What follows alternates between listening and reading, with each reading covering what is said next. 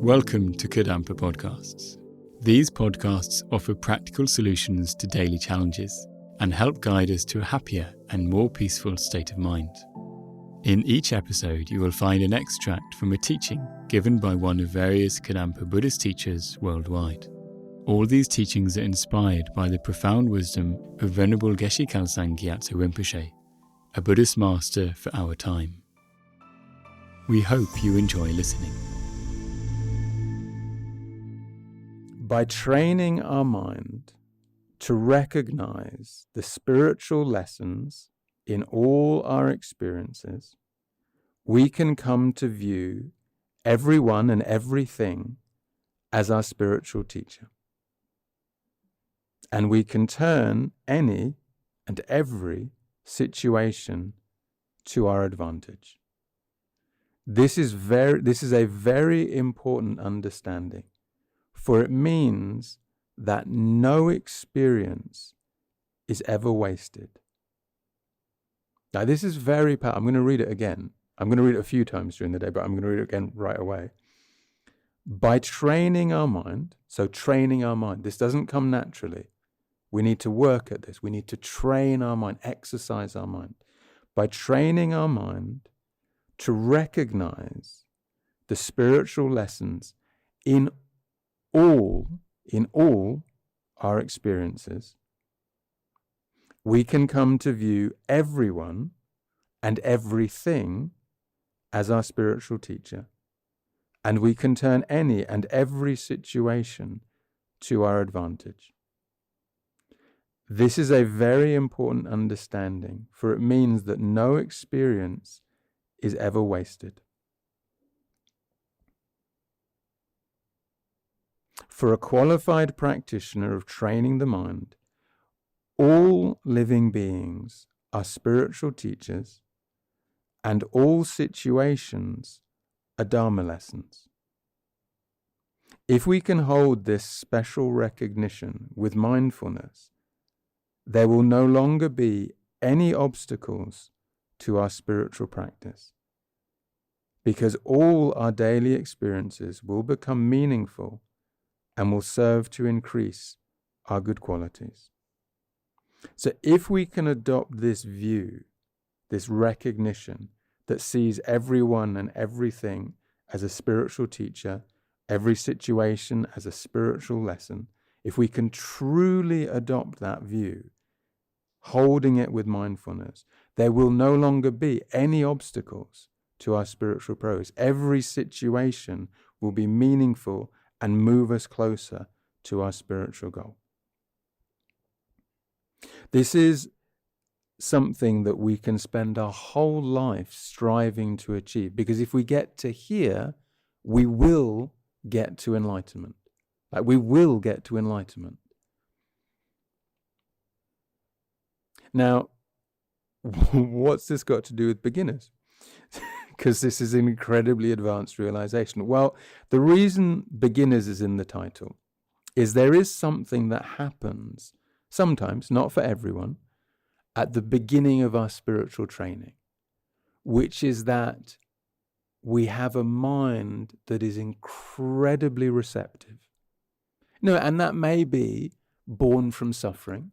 It may be that we're in a really, really difficult moment in our life, and we come along to instructions, whether that's a teaching from a person or whether that's reading a book, and our heart is just really ready to hear it, partly out of desperation, if we're going to be honest. Like, I so need help. I so need help that we're really listening. What is the book saying? What is the teacher saying? What is Buddha saying? Like, I need help. So what is Buddha saying? What's the guidance? And something that can happen if we're engaging with the teachings in that way is we have a dramatic transformation, like a really dramatic transformation. Over a period of a few months, we can go from being really at the end of our tether.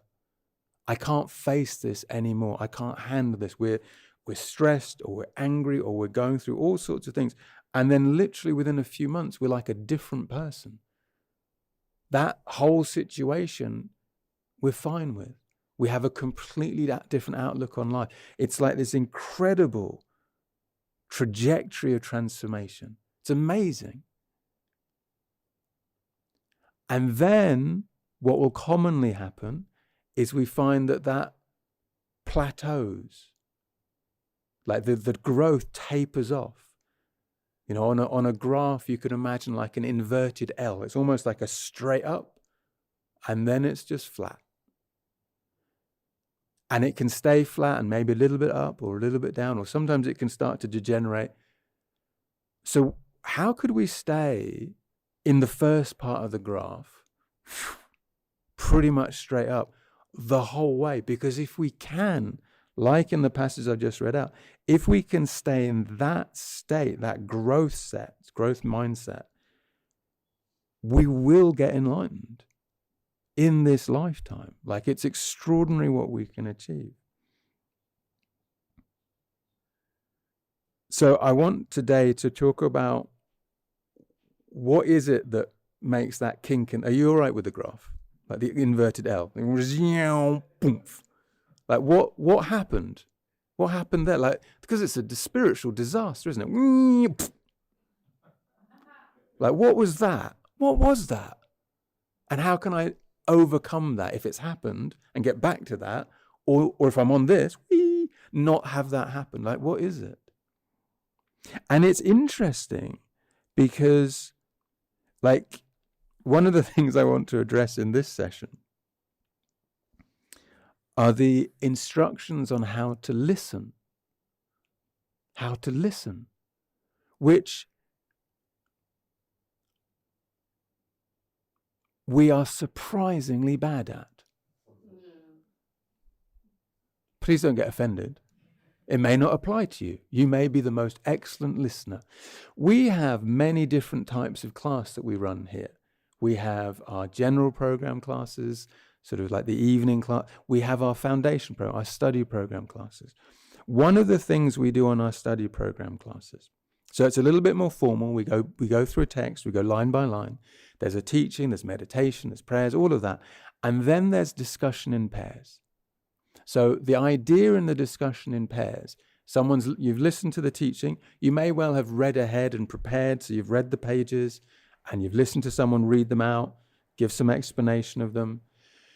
And then we sit with our partner, our discussion partner, and there's this exercise we do where each person tries to, with the book closed, recall from memory what was on the pages.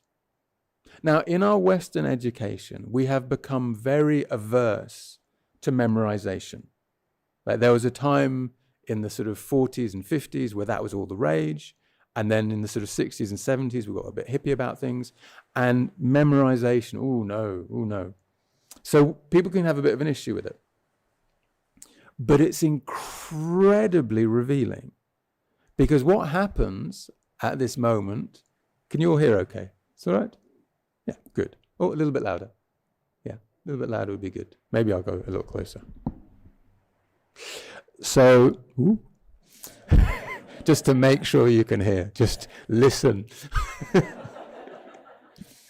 And one of the things that happens, we're trying to recall what was in the text. And there's some things that just aren't there. We don't remember. We have not allowed in.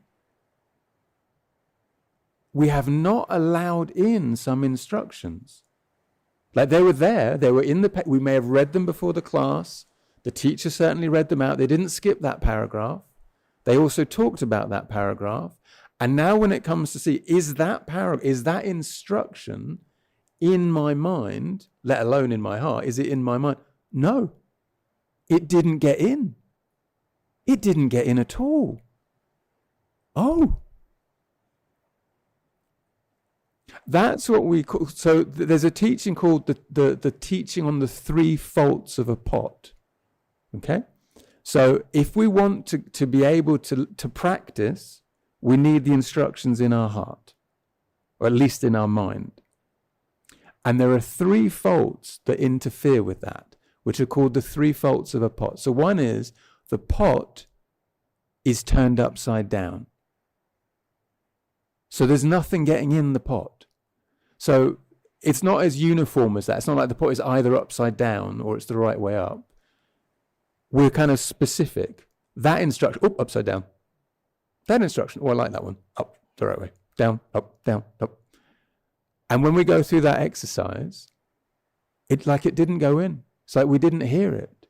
So we can't practice it. Another thing that will happen is that we will say things that are very much our version of the instruction. There's the instruction, and then there's our version of the instruction. And we have adapted it in general to make it comfortable, to make it what I already agreed with. When the point of the instruction is to change us. The point of the instruction is to change us. If we always think the way we've always felt, we will always feel, I got that wrong. If we always think the way we've always thought, we'll always feel the way we've always felt. If we don't change our thoughts, we're going to stay in the same prison of our mind. And the whole point of these instructions is about liberation. It's, can I actually free my mind? And then go on to free other people. Can I actually find freedom? So there's the pot turned upside, it doesn't even go in. There's the pot, it's the right way up, but we call it the bad smelling pot. Sorry. But there's stuff in the pot already. There's stuff in the pot already. And so what goes in, it doesn't stay clean and pure. It gets mixed with what's already in the pot. So it's not really what it was intended to be. It's our version of it. Sometimes what we repeat it's not even a version of what's in the text. It's entirely our own idea. We just literally, I think this. Okay. How's that going to help you on the spiritual path to get to somewhere you've never been before? Not at all. And then there is the leaky pot. So the pot's the right way up. It's not full of gunk, but it's got holes in it. And so it's there for a little while and then it just disappears.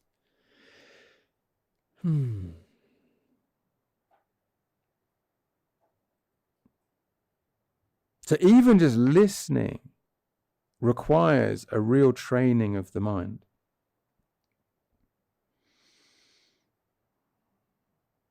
So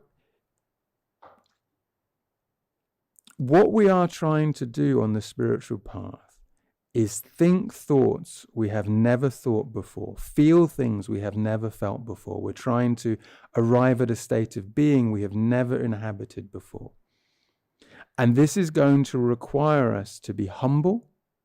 This is going to require us to challenge ourselves, entertain difficult thoughts, because a new thought, almost by definition, is uncomfortable. You know, like one of the analogies I sometimes use is of an organ transplant. The first thing the doctors have to do after an organ transplant is they have to a little bit suppress the body's natural mechanism to kill the alien organ. You know, the body recognizes, that kidney, liver, lung, I don't know what you transplant these days, brain, face, I don't know. That wasn't there before. That's not me. That shouldn't be here. And all the antibody cells go to kill it.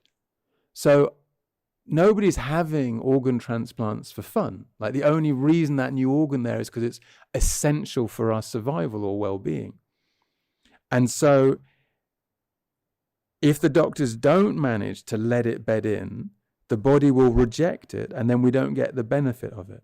And a similar thing happens with new thoughts where the mind goes, I'm not used to thinking that. That's a bit uncomfortable. I don't know if that should be here. And if we can't let it sit long enough to bed in a little bit, we won't get the benefit of it. If you feel inspired by this podcast, then dive deeper into timeless wisdom of modern Kadampa Buddhism by following the link in the episode description. We look forward to reconnecting with you in the next episode of Kadampa Podcasts.